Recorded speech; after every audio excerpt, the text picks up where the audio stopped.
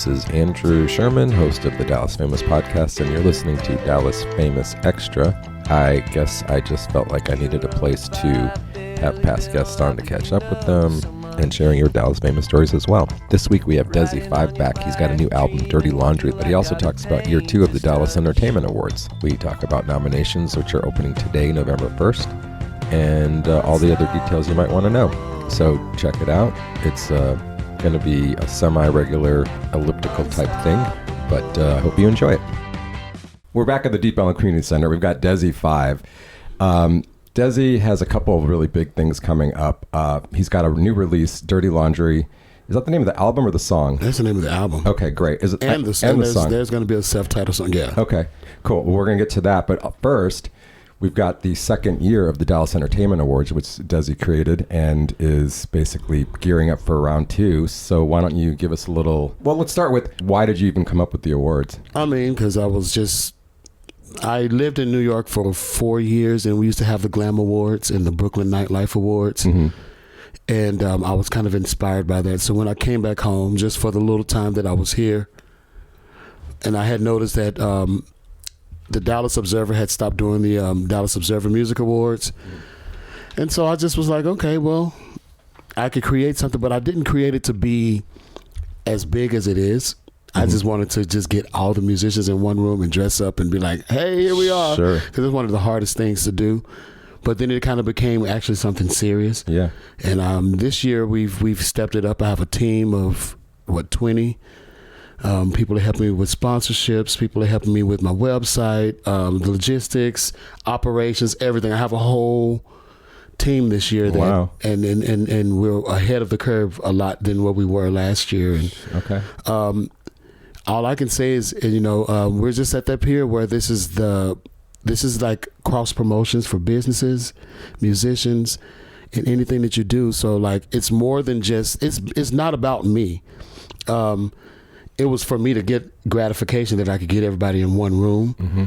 But now it's just about us as a community, and to really push our culture onto the community and to Dallas, because, Dallas tends to, we do have a great art and culture scene out there, but I think there's still something lacking when it comes to the nightlife and what we do every day, and to the everyday musician that's making music and to that's performing. We need to be recognized for what we do, and what better way to do it than recognizing each other? So we're in the second year, and I'm very grateful, like I say, to have this team, and we're doing it at the Longhorn Ballroom. If everything goes through 100%. Nice. Okay. Well, I'm going to probably have to work it then. But I believe we definitely got it. We just got to get that deposit.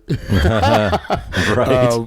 Shiner, shout out to Shiner. Shiner gave us a $5,000 sponsorship, so we kind of started out real strong with that, and so we haven't really started like being headhunters yet for the sponsorships. We're having one more meeting, and we're going to like go out there and get it. So hopefully we'll quadruple that, but yeah, it's just grateful that we got that, shout out to Chelsea, who was on our sponsorship team. Okay. Yeah. Fantastic. Let's get down to like the nitty gritty of it. Yes. Today's Halloween. Happy Halloween.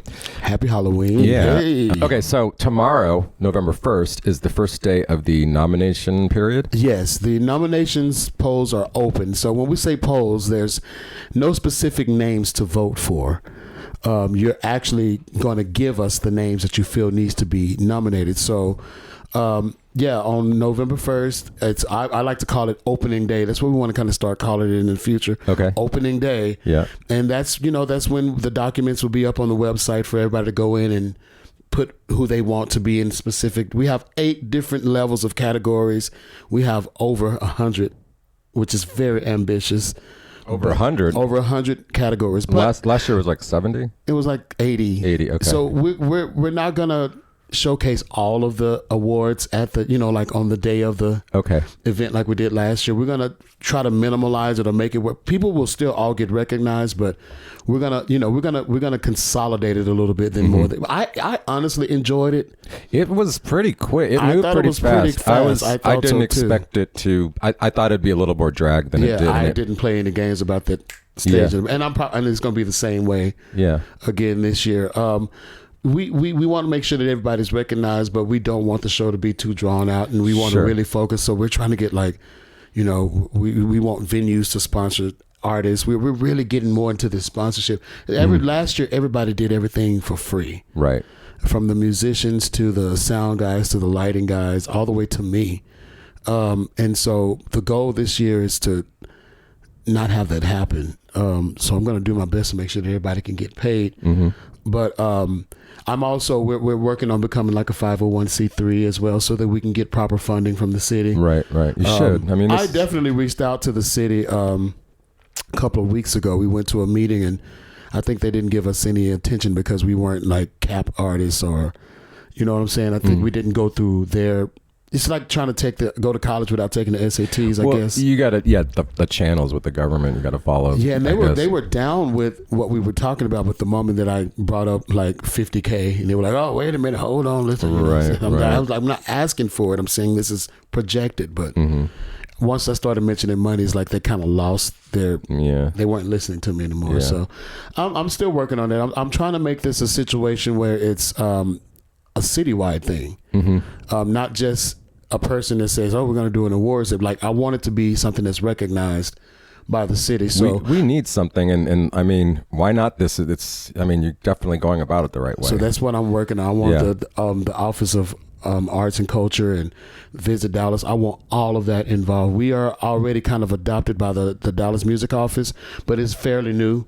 So we need, I'm just trying to get out there, get all the commissioners, everybody that's in. I'm just trying to really get support. It's more than, not even so much more of the money, because I'm a hustler. We got a team of hustlers. It's just the support from the city is really what we want. It legitimizes it. The more people that are on board. I agree. Exactly. Okay, well, let's get back though. So like somebody like tomorrow, they go to the website, which is DallasEntertainmentAwards.com. Yes. And then there's going to be a thing where they can go to nominations, and then they just fill in. Yeah, so as soon as they get to the, once they go to the doc, it is a Google Doc. Okay. And once they get to the doc, there's right when you go on the website, it'll say nominate. It says right now nominations open November 1st, but you click on that. Right now it's just showing the categories, but once you click on that on Friday, it's going to go to the document. And there's going to be 8 sections. Last time we just had it all in one section. You just had to go, but you can actually go to one section. Well, of course, you got to give us your email and give us your information, and then you're gonna you can choose what sections you can go to. You can go to the content and releases, arts and culture, live music acts. There's different levels that you can go to, and you can always go back to it. You don't have to finish it all at once. And the beautiful part this year, last year we just had people entering people's names. Now we're asking them to enter in their names and their Instagram tags, so that we can find them and make sure we spell their names right too. Right. That is a thing I deal with all the time. Yeah. And so, once you do that, just nominate your people. And honestly, you nominate one time you're nominating, right? I'm going to say one time. Okay. Well, okay. So right now we don't have it proctored. Okay. As far as the nominations, now the voting, when the official nominations come out, then that will be. But right now it's like, get it in. Gotcha. Give us your attention. Show us who you are. And then is it like you're going to tally the nominations for each person to figure out who's going to get the actual nomination? Yeah. So nominations close on December 31st at 11:59. Okay. So literally New Year's Eve. Okay. And once we'll have like a week to. It's something that we do throughout the process. It's just every day I checked it. Just to see who was the highest. Sometimes you can already tell who's going to be in. Who's going to be in just by the amount of votes that they got or nominations that they got. But by the 31st, we will, as a team, get the top 5 nominees that have been nominated, and we'll take those, and those will be official nominees, and then we will start voting on January. Well, we'll announce the nominees on January 7th, and voting polls will be open until January 21st. Okay. Yeah. Okay. And also another element of this is you have a kit on the site where you can make your own kind of like promo with the logo to promote yourself, because it sounds like the key to this, if you want to win one of these awards or nominated, is to get people nominate you. That's it. So it would behoove Everybody still feels like it's a What? Like, because we started last year and we did some FYCs for people or for your considerations, and we did because we're still doing some. And if you reach out to us now and ask us to do it, we will. But the point is, and the goal is that we won't have to do that in the future. Yeah. But we have to do it right now to kind of stir up the pot. Sure. I do have a few friends that did their own already, I saw, and I think it's a cool idea. And ultimately, you're not going to have time to do that. Yeah. So it took cool. a lot of my time last year. Yeah, so. I get they look cool, so I get that it's not like you just throw it together. It takes a minute to do that. Okay, and then when is the award show? When is it? The award show will be January 29th.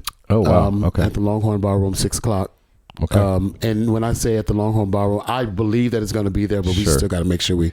Okay. Well, I'm friends with people there, so I'll try to put in a good word. Yeah, and they're really nice. They're the best. No, they've been very good to us. I mean, feel like they're going to give you with us so every far, chance. Yeah, so that's cool. And they believe in the vision and what we're doing. So. Absolutely. Yeah, it's cool. Okay, cool. Okay, well, I like all that. And if you don't know anything about what we're talking about, now you do, I guess, and you can go to the website. Yeah, go to the website. The website gives you insight on the criteria, because there is criteria. You know, you do need to be a Dallas artist. You need to, and when I say Dallas, DFW, you can be Denton, Fort Worth. Mm-hmm. I want it all to be inclusive because we're one metroplex. Mm-hmm. But there is criteria. You know, for those who released music and music videos, it has to be from November 23 to now, November 24. So if you release something before that, then it can't be considered. Gotcha. Which is a part of the weeding process, because we still get a lot of people that are submitting those. Yeah, you know.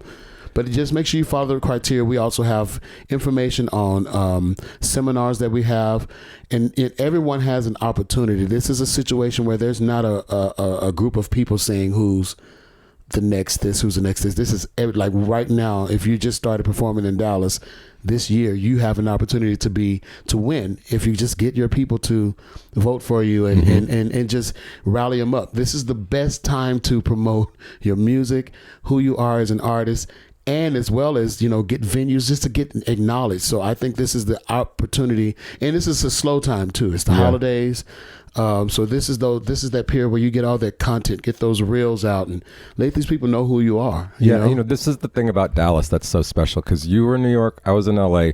You don't get to start and then jump into something that's this inclusive. You have to get in line for a while unless you're super lucky. And so you have the opportunity, people in Dallas who are performers, to become a part of this and become a part of the scene and be seen. We discovered so many artists last year.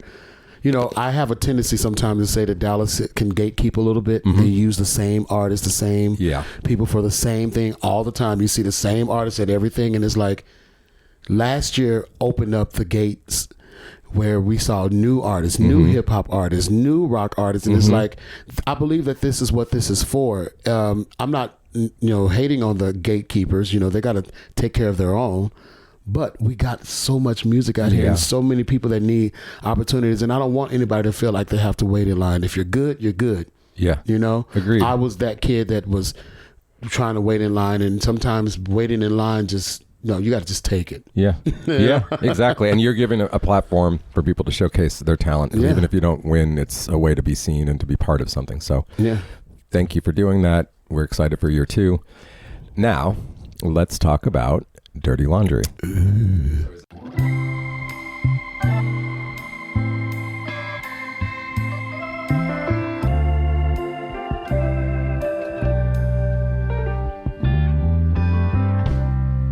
I sent you a text the other day. Got no response. I hit you up to see what's up. Still got no response. I know you saw my message. I checked and saw you read it. I guess I'll just forget it.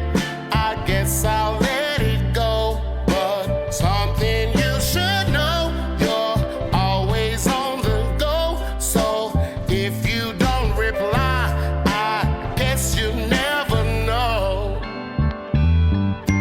Bitch, pick up your phone. Honey, I swear it won't be long.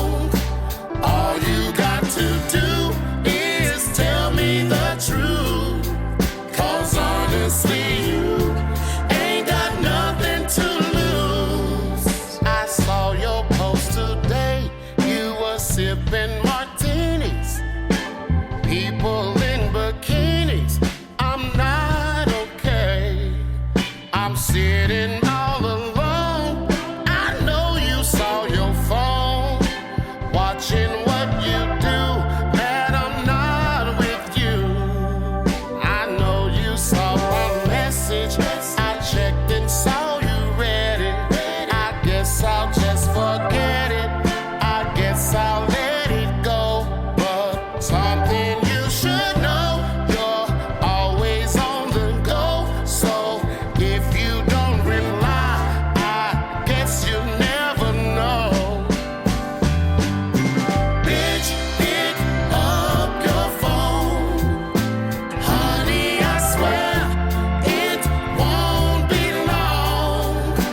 All you got to do is tell me the truth. 'Cause honestly, you ain't got nothing to lose.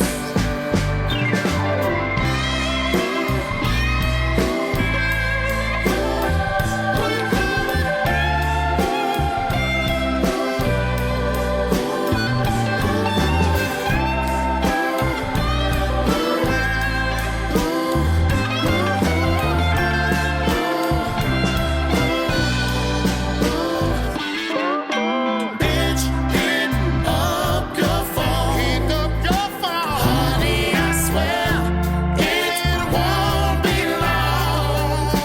All you got to do is tell me the truth. Tell me the truth. 'Cause honestly, you ain't got nothing to lose. Yeah, I know you saw my message.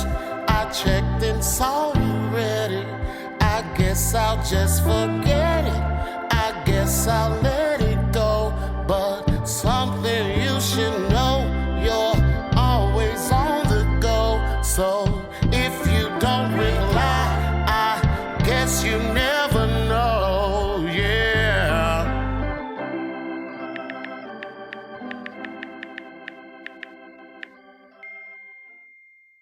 I've been in the scene for a while and I've never had an album before. Huh. And I feel like it's gonna separate me from what everybody has known me to be as a performer and as an artist, and it's who I've always been. I just kind of stepped outside of a box in the earlier years to just get noticed. It's kind of what you do. But right now, Dirty Laundry is my project. It wasn't always called Dirty Laundry. I knew that I was going to work on a series of music, and I knew that I was going to work on an album. I never really came up with a solid name. You know, Pick Up Your Phone is the first single from that record that triggers a lot of people. Yeah, I'm it's noticing weird. I'm noticing that it triggers. It's such a good song, and it's such a real song. But a lot of the journalists and they tend to not gravitate to that song, and I think it's because they need to practice what the song says. Pick it up.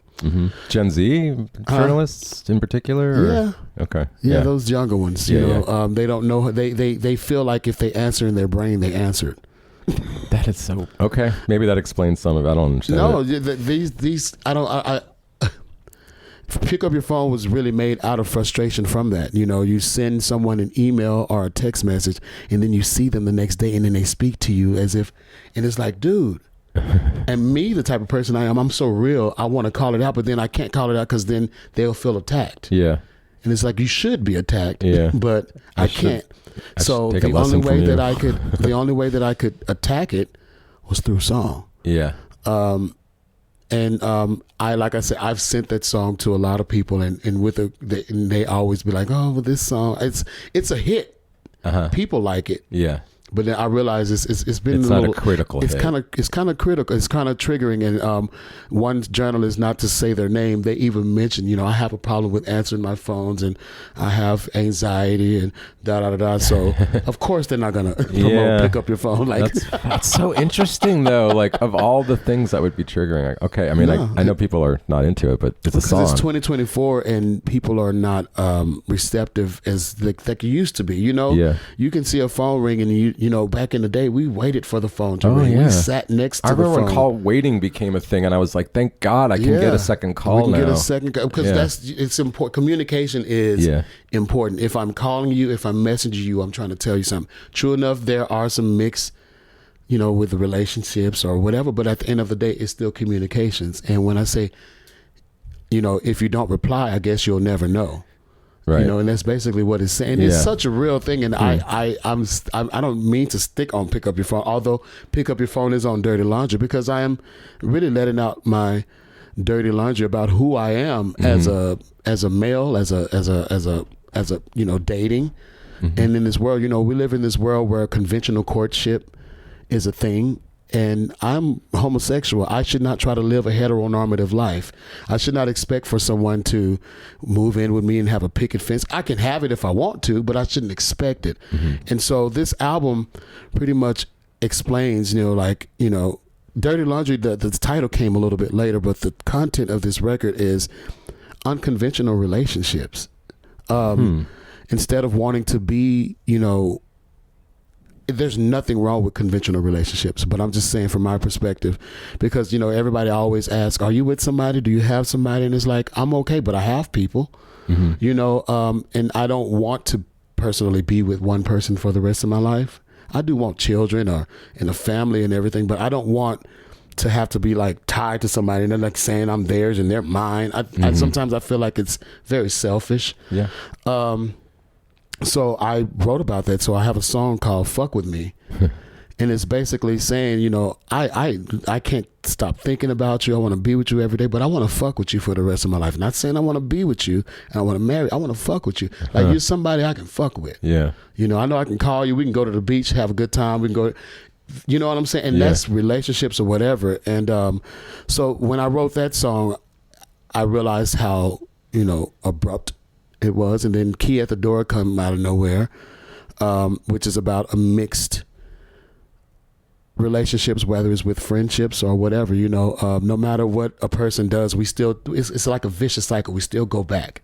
Yeah. We still go back. This person did this to me, but I still go back. I'm guilty. So that's what key at the door means. No matter what you do, no matter what you say, there's still a key at the door because we're toxic. Oh, yeah. We're toxic. Like it is what it is. But, at the end of the day, I'm still living, I'm still breathing, and I'm happy. And there are toxic relationships that I still sometimes I'm like, this person is toxic, but I love them. Yeah. And there's nothing wrong with that. Yeah. It's just how you handle it.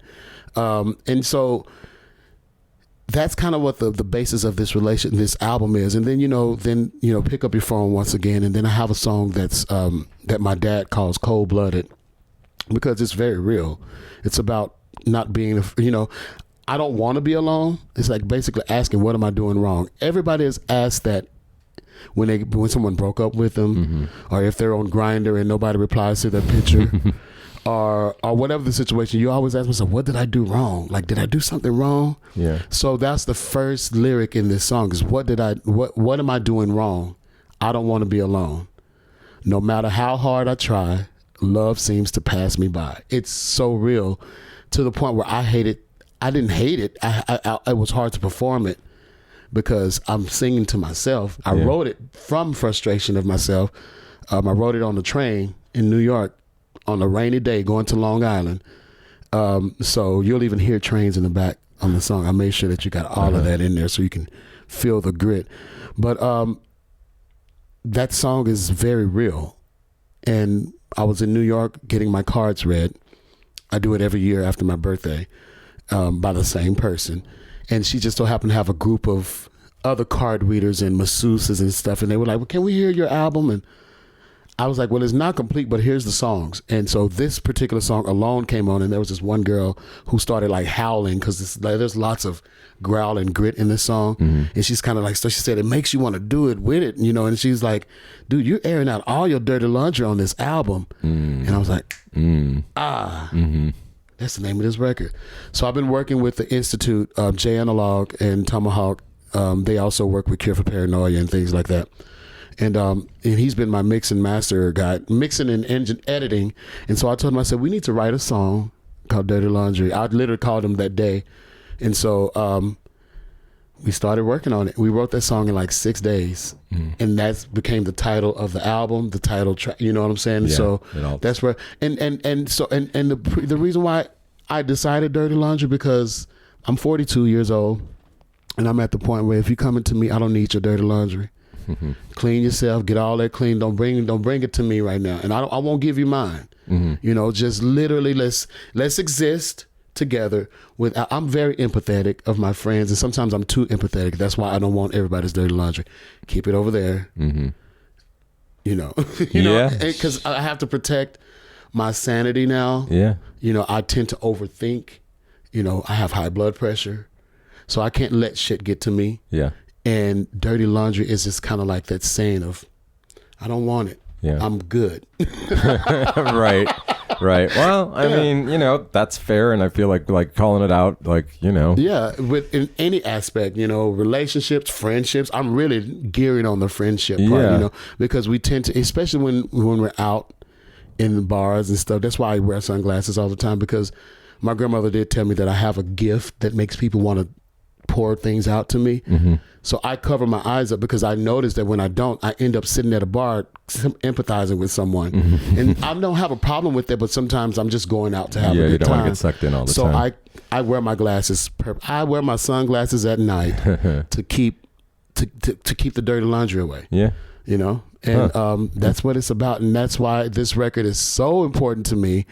It has some of the best musicians. I was able to produce this record from top to bottom. Like, everything is my choice. Everything. I've never had that in my life. Like, all the songs that you've heard in the past, they were, you know, I had to deal with it because it's what I could only afford, or this was the only time slot that we had. But this particular record, like, from the way that it starts all the way to the way that it ends, is completely me. It's what I wanted, what I chose. I chose the musicians, I chose the compositions, I chose the dialect, I chose everything, and it just, yeah. Huh. I'm excited about this. Excellent. And when is it actually released to the public? It's releasing November 15th. Okay. I believe there will be a surprise before that. Okay. But I'm not going to tell you what the surprise is. Well, if you tag us, we'll help share your surprise when it comes out. Okay. Yeah. And like, it's only 9 songs. 9 songs of Dezi, who Desmond Layman is as a man, as a person, what he's going through in his life. You know, we all have drinking problems. You know, sometimes we wake up like, dang, I think I drank a little bit too much. Or you check your high blood pressure and you realize, okay, let me calm down a little bit. I address that. I address substance abuse. I address being free within yourself and knowing that you're the person that can get yourself out of anything. Like, it starts out very powerful and fun and dancey. It gets a little emotional because I needed this. I needed to show myself as a singer, first of all, as a lyricist, and this is where I'm at. I'm not a gimmick anymore. I'm not, Dezi 5 is no. This is the artist, Desmond, nice. Dezi, you know, and this is what I want Dirty Laundry to represent. Awesome. Yeah.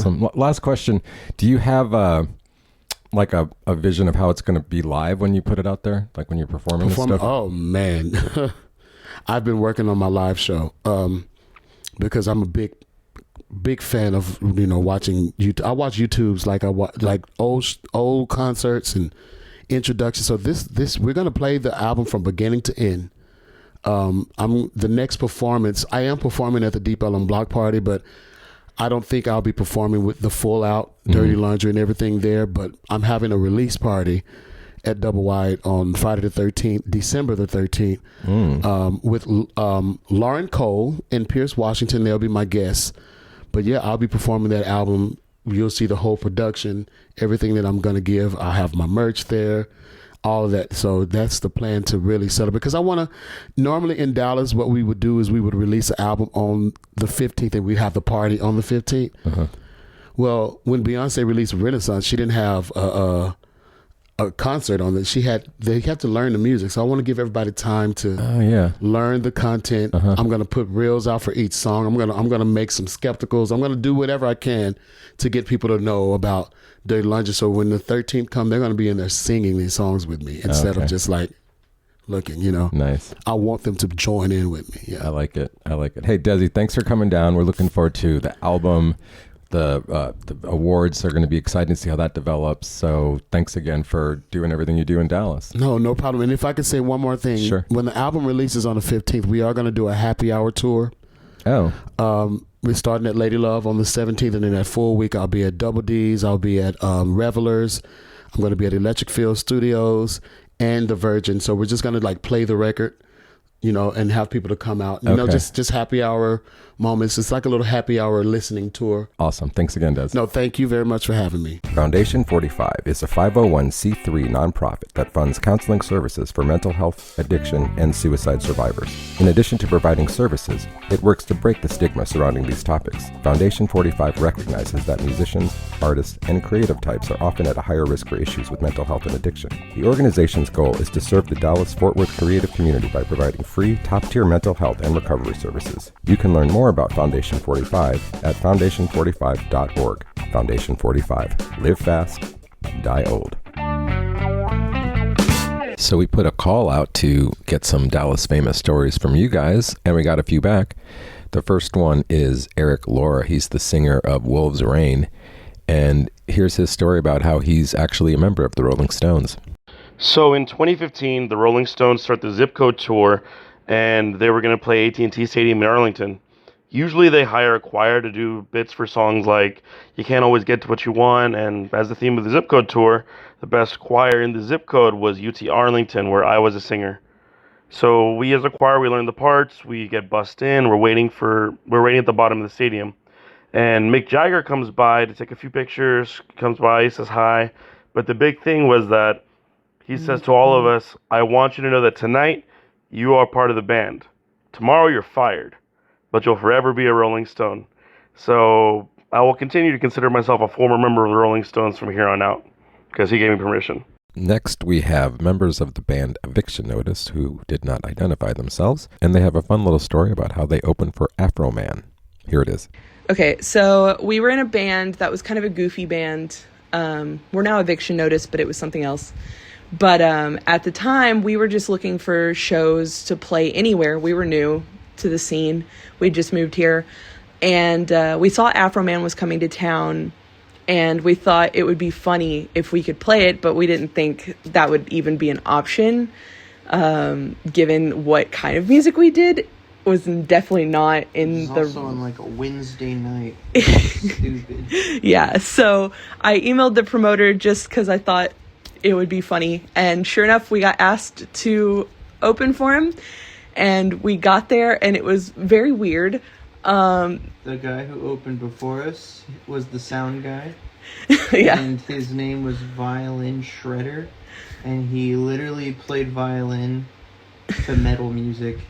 So he went 30 minutes over his time, and even still, the other person that was supposed to open, that was Afro Man's friend, just like didn't show up.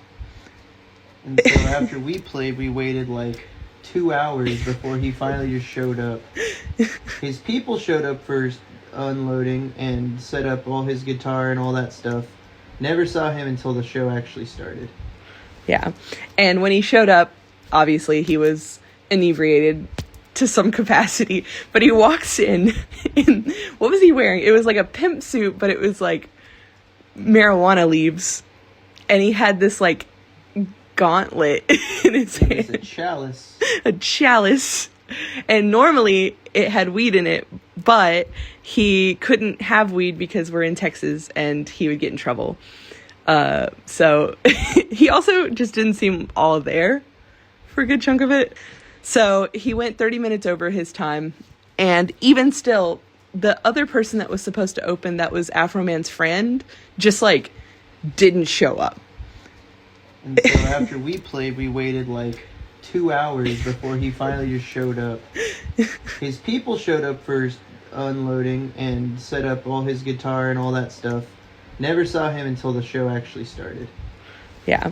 And when he showed up, obviously he was inebriated to some capacity, but he walks in what was he wearing? It was like a pimp suit, but it was like marijuana leaves, and he had this like gauntlet in his hand. It was a chalice, and normally it had weed in it, but he couldn't have weed because we're in Texas and he would get in trouble. So he also just didn't seem all there for a good chunk of it. And we were in the front row when he started performing, There And was like 15 people in the audience. yeah, there's only like Tops. 15 people there. Because the show was like super last minute, I guess. But we asked him this. Keep in mind, this was in like what, March, April maybe, and we asked him to play one of his Christmas songs, and he did, and it was really funny. And then he handed all of us a bunch of rolling paper as like a gift. So yeah, and we bought some of his body wash that he sold. It's literally just Irish Spring with his face on it. And signed your titty. And yes, that did happen too. So yeah, that's our little claim to fame, is opening for Afro Man and Broken Side, but that's a different story. So yeah, maybe next time we'll have a few more of those stories. Send them in. You can email them at drulliophoto@gmail.com. And if you send in Nicole, we'll put it up on the air. Thanks again to Dezi 5 for coming into the studio and talking about his album and the Dallas Entertainment Awards. You can check out the Dallas Entertainment Awards. It's live today. DallasEntertainmentAwards.com. And Dirty Laundry, look for it soon. Get your own Dallas Famous Podcast t-shirt. The link is now available in the show notes. Thank you again to the Deep Ellum Community Center for letting us record there. Theme song, Unstoppable by Salim Nuralla. Thank you for listening. Please like, subscribe, follow, all the good stuff, and share it with your friends. We'll see you next time.